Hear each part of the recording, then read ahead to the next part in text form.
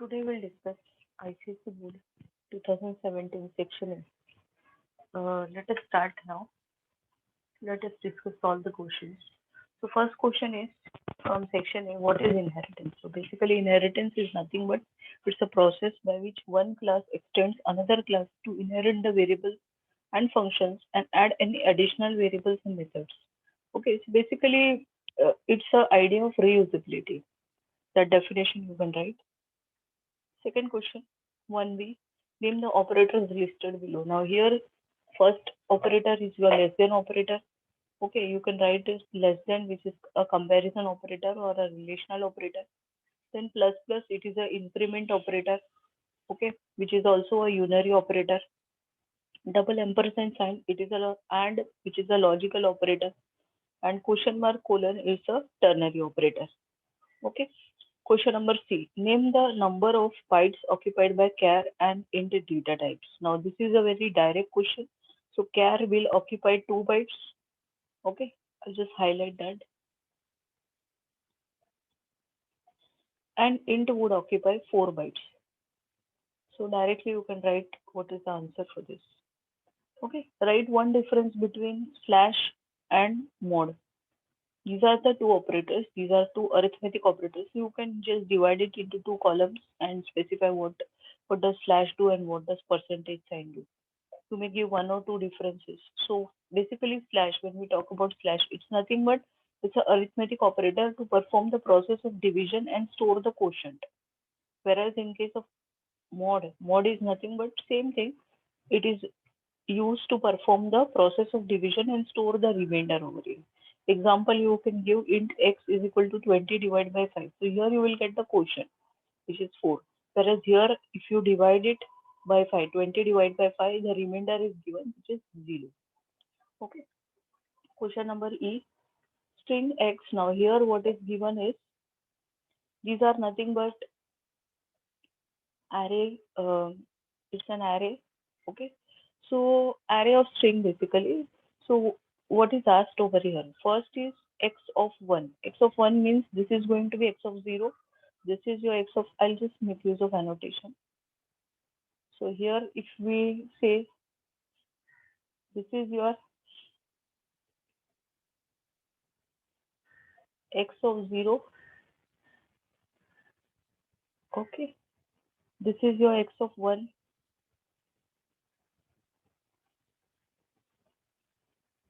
That is Nokia is x of 1. This is x of 2.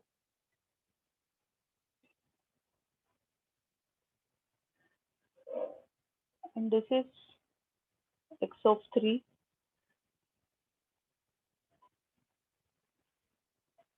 And this last one is x of 4.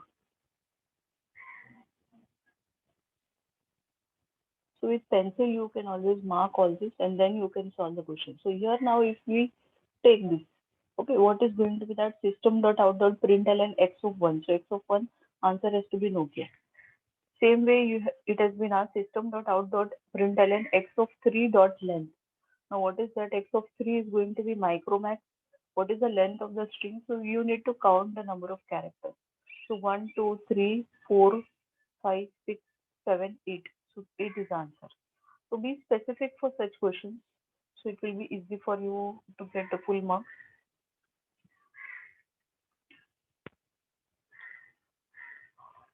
Now, question number 2, name the following. A keyword used to call a package in a program. So simply when you want to make specifically use a particular package, you will use the input keyword, the first line generally in every program. Then any reference data type, you can write it as string, a class, or an array. Any of that you can write. Okay. What are the two ways of invoking functions? So basically, when you call a function, you can call it by value or you can call it by reference. Third question, once you state the data type and value of res after the following is executed. Now, here if I say char ch is equal to t, which is a character, when I say character to uppercase, what will happen? It will get converted to uppercase. So what is asked over here? It is asked the data type and the result. So result, if we see, you will find that this is a character. Yes, whether it is, we are converting it because to uppercase means it will get converted to uppercase. So what will happen? The result is going to be T. This is the result. Okay, I'll just bold this. And what is the return type? Because return type is going to be it's a character. So the return type which is there is a char. So this is what is these questions are very specific. You have to be very specific when answering so that you get full marks over here. Let's understand this question. Now here give the output of the following program segment and also mention the number of times the loop is executed. Now this is the question given over here. Okay, I'll just put a space so it is more clear. Now here if you say initially the value of A is 6, B is 4, A is less than equal to 24 and A is equal to A plus 6. Now what we have to do is we have to find out the number of times the loop is executed and output also. So we have to find out the value of A also. Let us take annotation for this. I'll use some other color. Okay, so here we have 1 minute.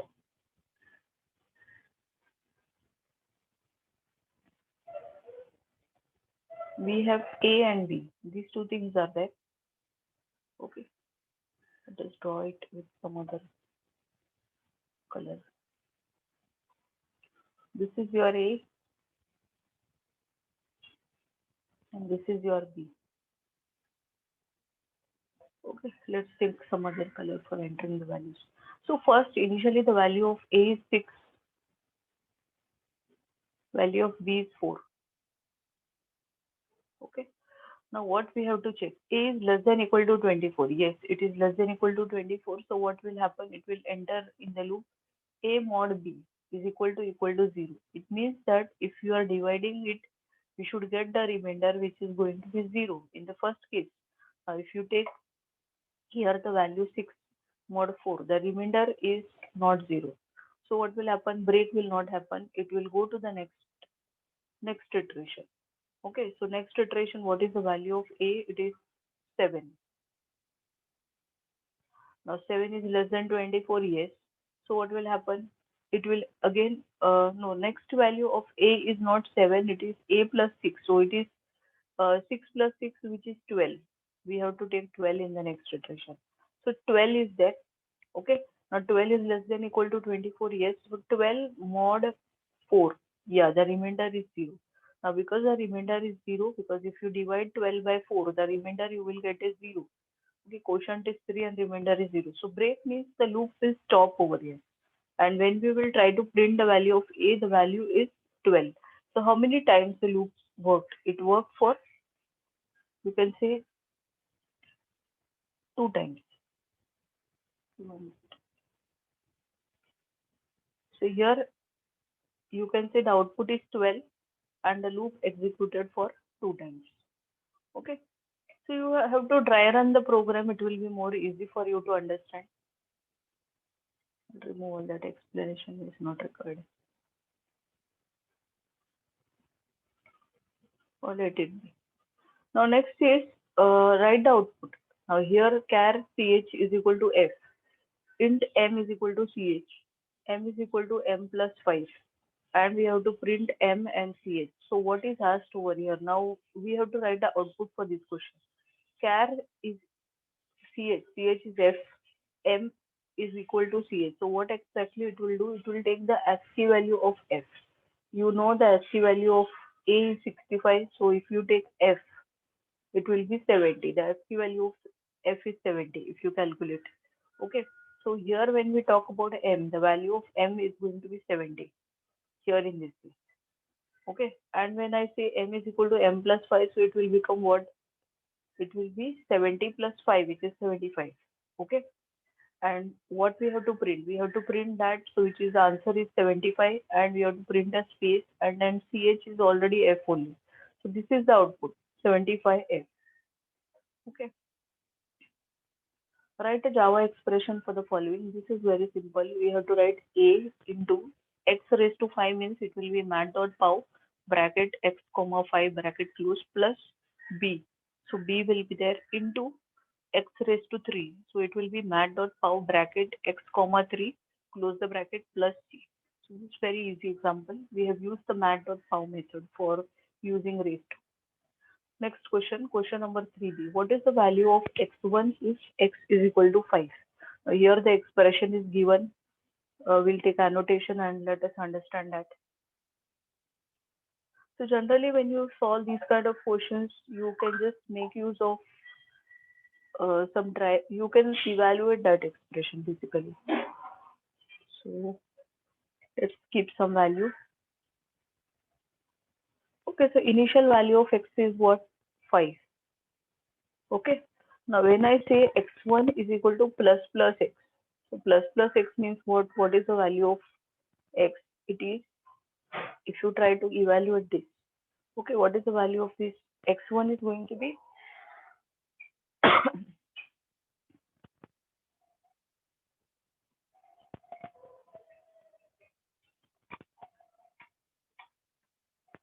x1 is equal to, now when I say plus x, so it will take the value 6 over here. Okay, then we have minus x, so minus value will be there, and we have to take x plus plus. Now we have to take, see, x has incremented later, so we have to take 6 only. Sorry, we have to take the previous value because already we have changed this value. This in the first thing, this has become 6 actually. When we are coming here, we are taking that 6 value only, and the value has incremented afterward because it is post increment. So the value has changed, it has become 7 over here. And then we have plus. Plus is there, and here it is minus x. So minus x, it is actually a double minus. By mistake, it has come here like that. 1 minute. It is double minus over here. So double minus means what will happen? 7 minus, which is again 6. So it is 6 over here. Okay. So this both get cancelled and answer is 6. This is how it happens. I'll just change that. This is actually double. It's not visible actually, but there are 2 minus sign over here.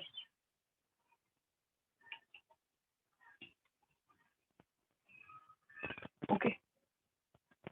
So you need to evaluate this. Why is an object called an instance of a class? Because an object is called as an instance of a class because as the every object created from class get its own instances of the variable defined in the class. Multiple objects can be created from the same class. That is why it is called as a instance of a class. Convert the following do while into a for loop. Now this is given here. This is a do loop. Okay. Now do into for loop. It's very simple. What you have to only do is here when we write the for loop, remaining these 2 lines will remain same.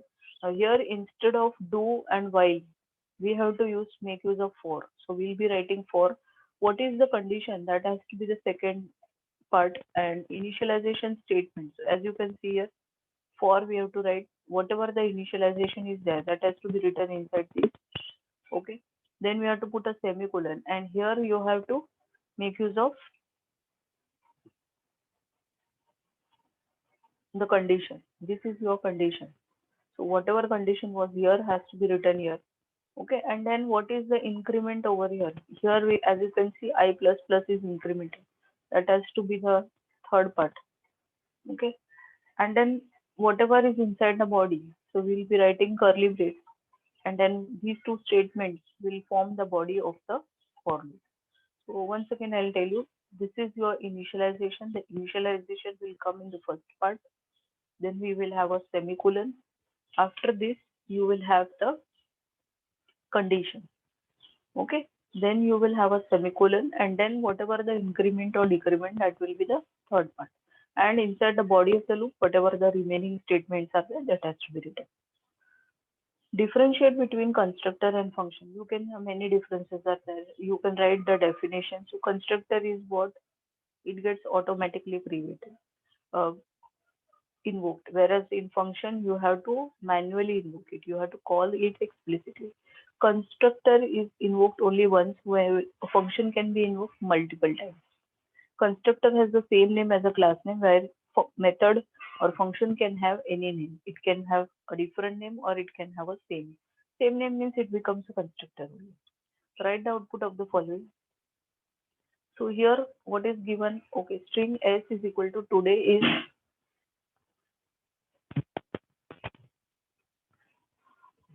is test. Okay, so system dot out dot, so here what will happen, s dot index of t. Index of t means you have to take the first index. So as you can see here, the first index is 0 over here. Okay, the first index you will take it as answer will be 0 over here. Now when we say uh, system dot out dot println s dot substring 0 comma 7, 0 means from here it will take, okay, so it will take today up to 7 characters. So it is 1, 2, 3, 4, 5, 6, and 7. So up to I it will take. And then we have a space, and then we have holiday. So you will get the output something like this. Today I space and a holiday. And one more thing is asked over here. Write the output also. So first part is 0 and the second part is today I holiday. Okay. What are the values stored in variable R1 and R2? Now, this is the kind of question. So here there is a nesting of mathematical expressions. So let us understand this. So when I say math.abs, abs is nothing but the absolute value. The the method which is inside this will be evaluated first. So what is the minimum of these two? Always you have to remember the negative value. Okay, so here in this case, the higher negative value will be the minimum. So here you will answer will be minus 5.83 for this. So you will get minus 5.83 and then you have to take the absolute. Absolute means you will not get the negative sign. So here the answer is 5.83. Next is R2 is equal to mat.sqrt mat.floor 16.3. Floor means it will be rounded up to the lowest value. So 16.3 means it will take 16 over there. Okay, now then you have to evaluate the square root of 16. So square root of 16 is 4. So you will write 4.0 over here. Okay.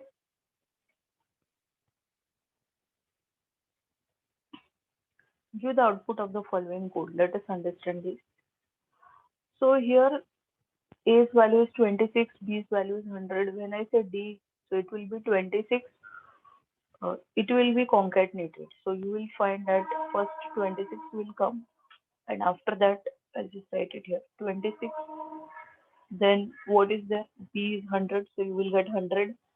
Okay, and then 200 will be added. So output for actually for D, you will have this out. Okay, so here when I say x parse int of A means it will convert it into an integer. So this will be 26. Here it will be 100. Now you in D we try to do the addition because already it has got converted into integer. So D's value is going to be what? 26 plus 100. So it is going to be 126. Okay. So if you try to print the result of D, this is the output. And if you try to print the value of D, it is answer is 126. So let us see this. So here result 1 is this and result 2 is 126. Okay.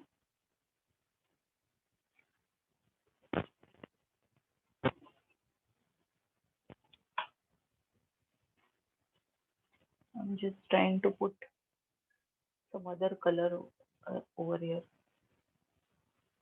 so that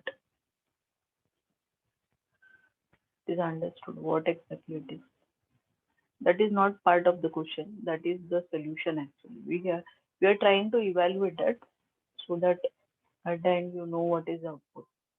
Generally, we are supposed to do like this so that you don't go wrong. These questions are very easy to solve actually, but little careful we have to be. Just a minute. This is the,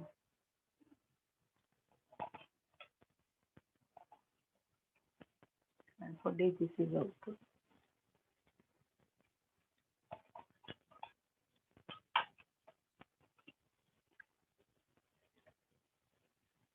So explanation.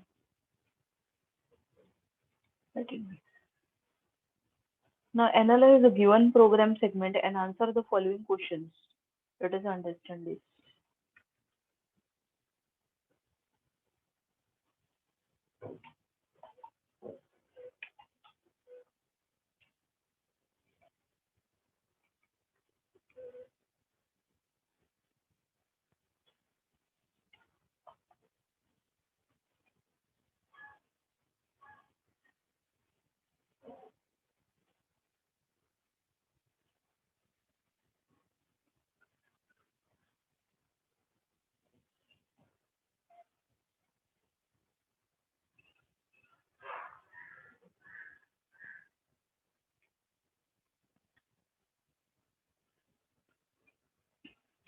So this is the question.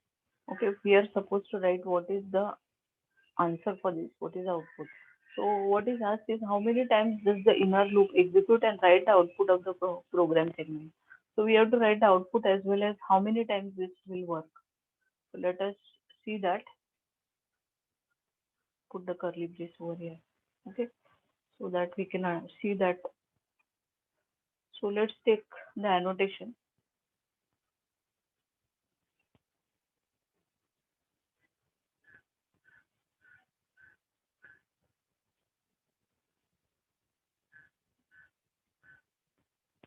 We have two variables, one is I, another is j.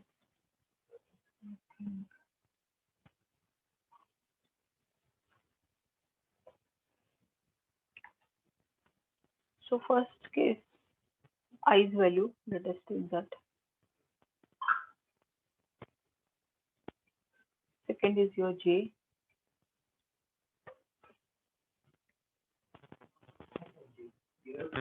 Tool, how was it? So here it will be 3 and 2. Okay. So initial value of I is 3. 3 is less than 4. Yes, it is less than 4. So what will happen? It will enter the loop j is equal to 2. Less than I. Yes.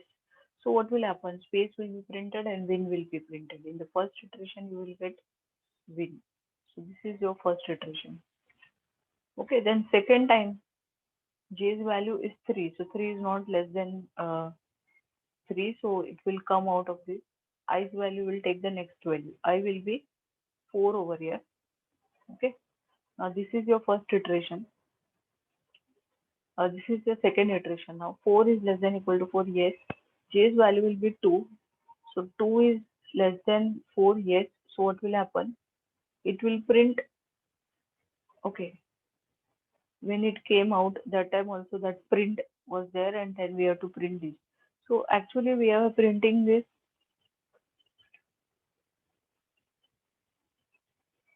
In the previous iteration also, space was there. We have printed win. Okay. So now here it is 4 and 4 is less than 4. Yes. It will start 2 is less than 4. Yes. So space is there. Nothing will be printed. Then this will become 3. 3 is yes. So nothing will be printed. Once it becomes 4, what will happen? It will break and it will come in the outside loop. It will print win. Okay. It will be printed. And once it becomes 5, that time the loop will break. So here, as you can see, how many times the loop has executed. Let us understand that. Output will be win-win. 2 times you will get. Okay, the inner loop executes 3 times. First time for I is equal to, if you see here, for I is equal to 3, it executed once. For I is equal to 4, it executed 2 times. So that's why total it is 3 times. So answer for this is, you have to say 3 times the loop executed and the output is win and win. Okay. Next is, what is the difference between scanner class functions next and next line? So next basically reads a single token, all characters from the current position till a white space or a tab or a new line is encountered. Whereas next line reads an entire line. It is all characters from the current position till a new line is encountered. You can simply write the definition. Okay, and syntax also you can write. You have to write like sc dot next, and here it will be sc dot next line. This way you can write. I think this is over now. So thank you.